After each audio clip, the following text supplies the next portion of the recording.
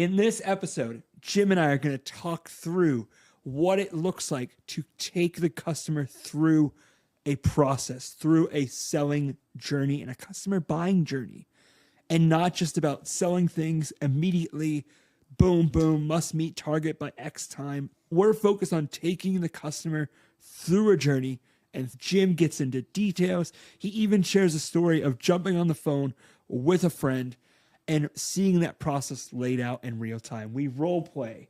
You are going to learn so much from this episode. We want to teach you how to rethink your sales, but I think when you listen to us more and more, you start to rethink way more than just your sales. Stay tuned. I think you're going to enjoy it.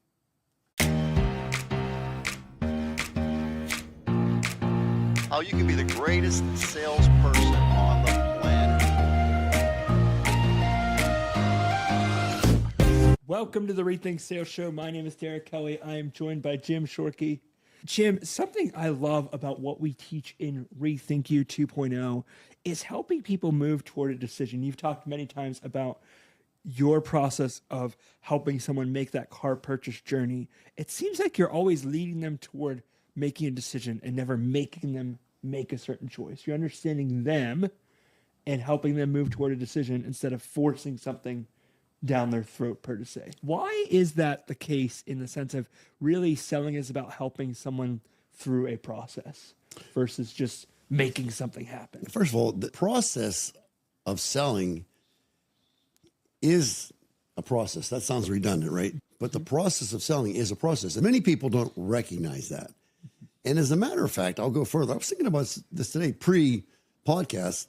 Everything in life is a process. Doesn't matter what it is. Everything, we just talked about going to the grocery store. So we go to the grocery store and we have a process. One of the things that you and I just mentioned, and Marshall, was park as far away from the grocery store as you can and then walk into the grocery store because that gives you more steps. And then you got to walk back out again. It's a good idea. So that could become a part of your grocery store process. And so when we talk about Rethink You 2.0, we talk about this thing called the strategic continuum. And if you think about the process in terms of the strategic continuum, we can have an A process, B process, C process, D process, or an F process, F being failure, A being success. And so if we do in fact have an F process and we follow that religiously, we're going to fail. Does that make sense? Makes a lot of sense. Now, if we can take it from F to D, we're going to be a little more successful. Still failing, but a little less severe. If we go to C, that's going to get us mediocrity. If we go to B, now we got something. And if we can get it to close to A, then we're going to do well. The second component of the strategic continuum is execution of said process. If we have an A plus process and you're executing that process 50% of the time, and I have a B process, but I'm executing my process 90% of the time, who's going to win? Because if my process is at 50% or plus 50%, you're going to execute way more than I am, even with a less strong plan. So it's a question of execution along with the right steps. In life, everything is a process. It's just a question of whether you got a good one or a bad one. If it is a bad process, then we want to stop executing. Let's change the process. But with a good process, we're going to get that execution. We always say, Rethink You 2.0, B to B plus process is the standard. 90% execution, preferably 100, but as close as we possibly can. So that's where we come up with close enough is good enough.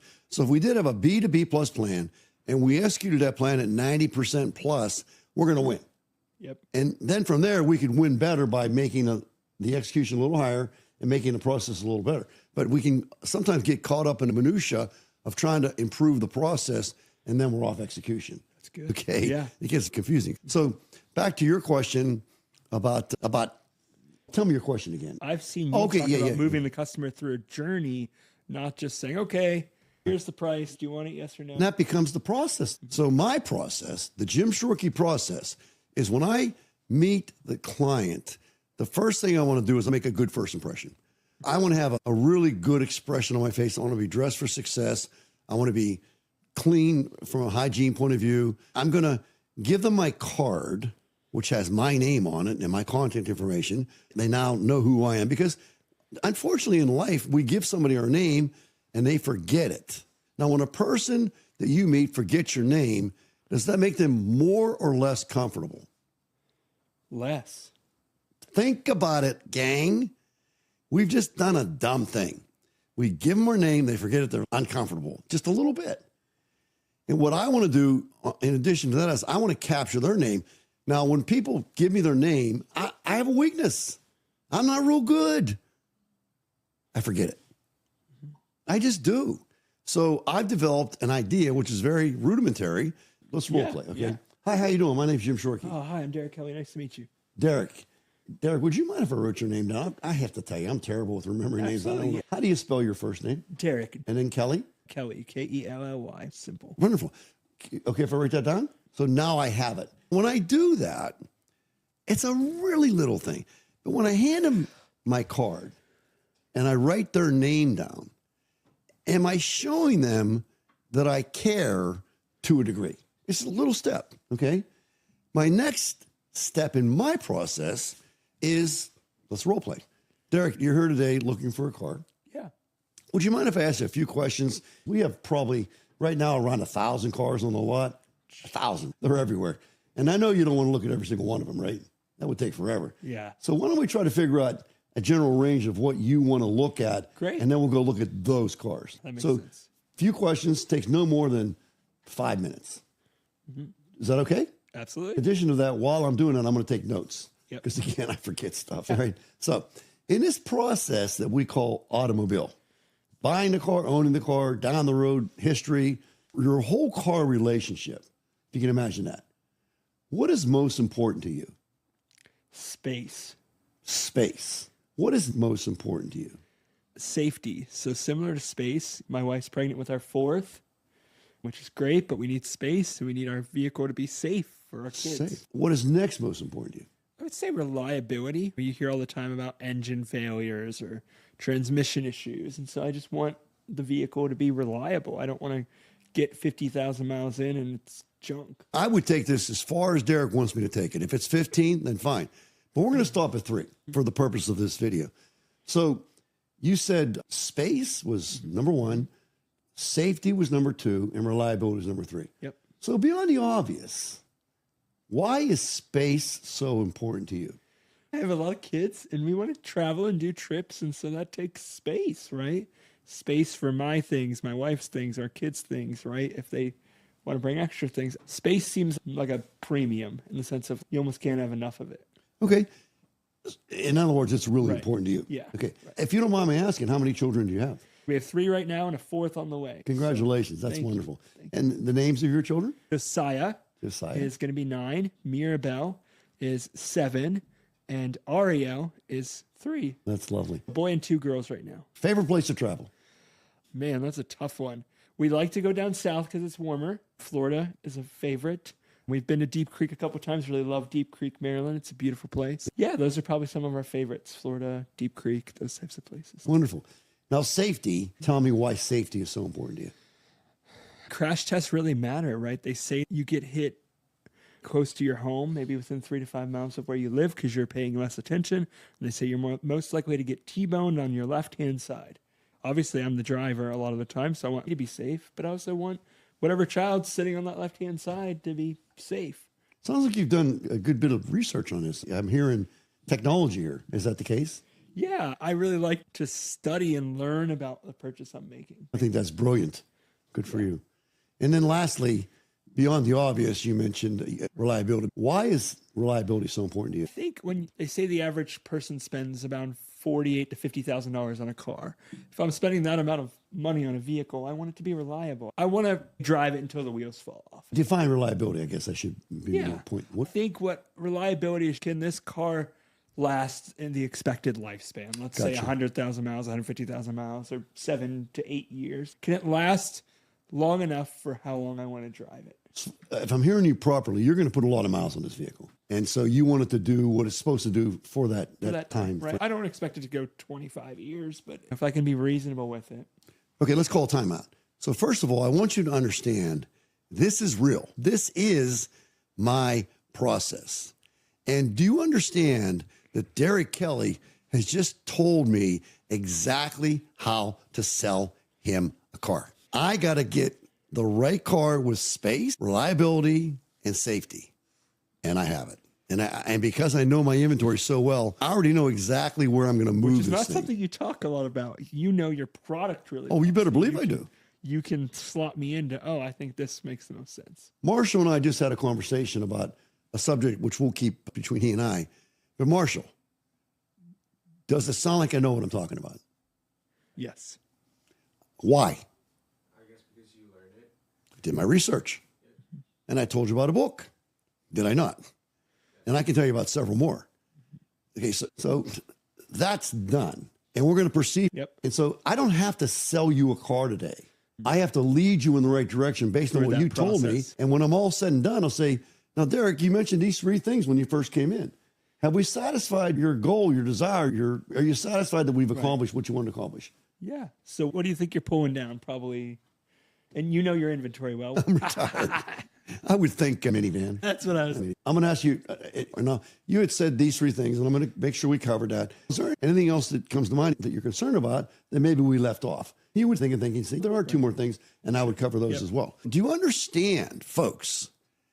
This guy is here to buy a car. That's why he's here.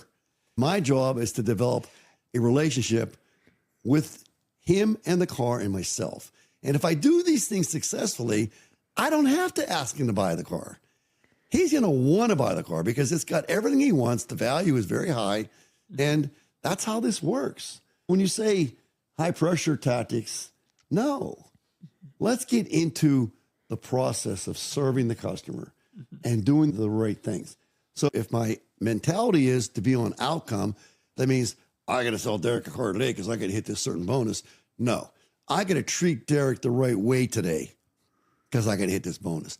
And I can do everything possible to do everything the right way. And so when it's all said and done, I'm now the manager switching roles. And I'm going to say to Mr. Salesman, did you do these things, these 10 things here? No, I did 6 of them. That's great. I'm glad you, what happened to the 4? Let's work on the 4. And that's how we're going to sell more cars. If we do the process the right way, then we're going to have a high rate of success. So I want to tell you a story. And this is totally off script. During the little bit of a break we took here today, I go to my phone. And the first thing I do is look to see, did I miss anything? Yep. I missed a call from a guy. And this guy is looking at a car, a Toyota. And he wants to know who I would recommend. But then there's a follow-up message. Jim, I got it handled. I found a guy, turns out, good friend of the family, great guy. Okay? So my job's done here, right? No. No, it's not. I called Rod directly from my phone in my bedroom. I'm walking around while we're taking our break. He's a good friend of mine. So I called and I said, how you doing? I'm glad to see you got taken care of everything. How's everything going? Yep. And first of all, did I interrupt anything important? So I got that accomplished. And I said, where are you right now? He said, I'm at Toyota in Greensburg. Anyways, I said, great, I'm glad to hear that. I said, are you being taken care of properly? Yes, I met this young man and he's wonderful. I said, where is he right now? He said he went to the back. He's taking care of something with some service questions I have. He's back there now. I said, go find him. I want to talk to him. So he goes and finds him. True story. And I'm on the phone now. Yeah. And I'm talking to this fella. And this is a very good friend of mine. And I want to make sure you're taking good care of him. And he goes into a lot of conversation about Jim Shorkey and how much he even said to me. He said, it's very crazy how these things go. Remember, I'm just doing the right thing. Yeah, right. Remember this. I'm just doing taking care the of right the thing. So now he's telling me how amazing I am. And I'm like, no, please. He says, I said, I was at the Christmas party. He said, I really wanted to come up and talk to you, but I got sidetracked with different people and I didn't get there. I feel bad about that. I really wanted to talk to you. I wanted to have a conversation. I said, let's have that conversation. So why don't we meet for coffee? And I said, Come on, Jim. That's good. He said, oh, man, would you do this? Yeah, of course I would. He said, that'd be great. I said, let's be clear here. I'm not going to call you. You have my number now. You got to call me. I'm not going to solicit you. I'm not going to sell you. You got to call me. And I'd be happy to sit down and talk about things. Yeah. So I said, now listen, there's one deal here. This is a very good friend of mine, very close friend. I got a deal this month on Amazon. I got 100 cans of whoop ass on Amazon for $500, and I bought all 100. If you don't take care of my friend here, I'm going to bring 2 of those cans up there and open them up on you. And we're talking, and he's laughing. It's just a standard Jim Shorkey joke. There's no such thing as a can of whoop ass. We all know that, but it's just a joke. And then I got Rod back on the phone. Now, I want you to just pause, breathe, relax. You're in a dealership called Jim Shorkey Toyota, and you're in the process of looking at a car. And you get on the phone with Jim Shorkey. How valuable is that to you? Yeah. Answer the question, Derek. Really valuable because you know you're going to be taken care of. Do you hear what I just did? The value goes up, okay? Yep. The value goes up relative to the price, becomes a better deal. The higher the value relative to the price, the better the deal. Yeah. And we can say, well, you can lower the price. Of course, there's some element of that as well, but it's limited. What's the limitation on the value that we can create? Unlimited. It's unlimited. Yeah. And so what did I just do? I made an impression. He's already impressed. Right. But I guarantee you, he's more impressed than anybody that was around. Right. It was Jim Shorkey. Yeah. It really was. Yeah. Wow. And he'll tell that story. In the meantime, not only did I make a great impression on Ron, I said, by the way, you owe me a visit. You owe me a visit. I'm waiting because he's a good friend of mine. And we visit and we hang out and we talk about things. Yeah. He's a good guy. That's great. Now I have another opportunity. Please listen to me. I have another opportunity to help one more very important person. I'm asking in return nothing. I just want to help. And if I can help this young man in his journey in automobile business, then I am indeed blessed. Yeah. And I told him point blank, he said, I'd love to learn from you. I said, let me tell you something. I'll learn a lot more from you than you will from me. That's so and that's good. really the truth. Such a good posture because you're willing to learn from. It's a heart posture. Yeah. It is. It's a heart posture. Yeah. It's a heart posture. It's not a brain posture. It's a heart posture. Yes, I'm using my brain right now, but I'm putting my heart right in the. Yeah. So I'm vulnerable. I'm exposed. I don't know anything about this fella. You're not coming in as arrogant. You're not saying I know everything. Just learn from me. Lord, no. Yeah. Guys, you can hear it in Jim's voice and his emotion and what he's teaching about how he's taking people through a process of a sale, not just selling with high pressure and urgency. And I think you've heard so many nuggets. If you go back and listen to the last episode about not focusing on the outcome, here we're rethinking sales and saying, don't just focus on selling this thing as fast as possible. Take care of the customer. These are valuable moments. A part of the reason we do this show is to help you guys retrain your brain on how to think about sales. You can read so many books, Selling with Intimidation. Not a fan. I don't like that. I don't like it. That's not who we are. You can read a lot of books that are, if this is the objection A, say B, right? We don't really play those games. Yeah. And that's why we want to help you rethink sales, to put the customer first, to focus on your process, and you'll see the outcomes. Jim has sat with so many different folks where he's seen this process come into place. I think of our friend Kevin Price. I think of others along the way where you've taught them this process that you're learning for free on YouTube or Facebook, wherever you're watching. So please, if this is helpful, let us know in the comments below. And Jim, I do have a comment for you. What do you have to add? So I was recommended this book by a good friend of mine, Selling Through Intimidation. And I said, I don't like it. How about if we change it to Selling Through Love? He thought he's recommending the book, so he always thinks that's a good idea. And he had no idea where I was coming from, and that's okay. But I want to sell through love. Yeah. I want to sell through 3 ideas. Love the customer, love the team, keep it very humble. And that's what I'm going to talk to this young man about in his journey. He's young. I think he's in his early 20s. I think he gave me a number. It was low 20s, 20, 23 maybe. I don't recall exactly. But and I'm just going to be a friend. And listen, I'm not involved with the Jim Shorkey Family Auto Group. I got to be careful that I don't contradict some things that they're telling the team they want to do. So before we have the conversation, I'll talk to the right people to make sure that's okay with them. If not, then not. Wow. Good stuff, Jim. Thank you. Thank you, guys. Let us know in the comments below how this impacted you. Jim talking through how he's rethinking sales, not just focused on sell this by tomorrow at X time, but really focused on training people correctly and taking the customer through the appropriate buying journey. So thank you guys. Let us know in the comments below what you enjoyed from this episode, and we'll see you on the next one.